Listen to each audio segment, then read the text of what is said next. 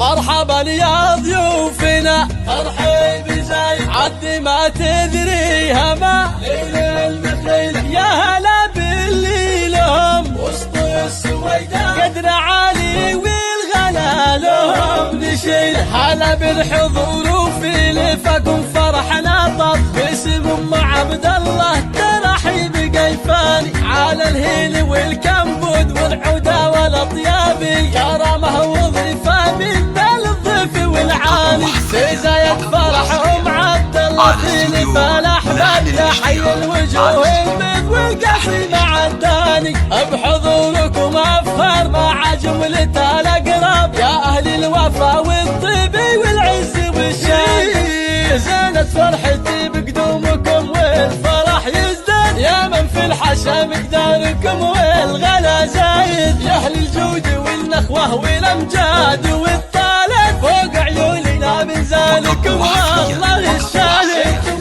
على استوديو لحن الاشتياق على استوديو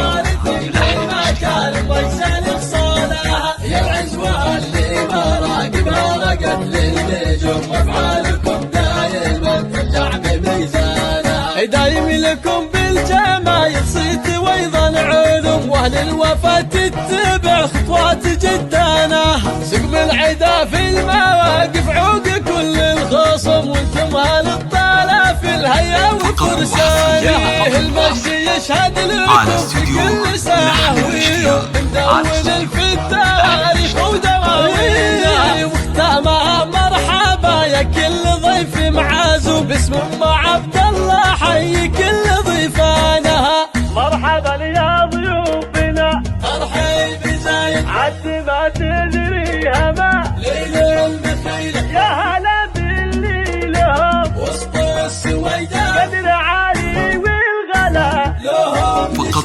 هلا بالحضور وفي لفكم فرحنا طب باسم ام عبد الله ترحيب قيفاني على الهيل والكمبود والعوده والاطيابي كرمه وظيفه من الضيف والعاني تزايد فرح ام عبد الله في الفلاح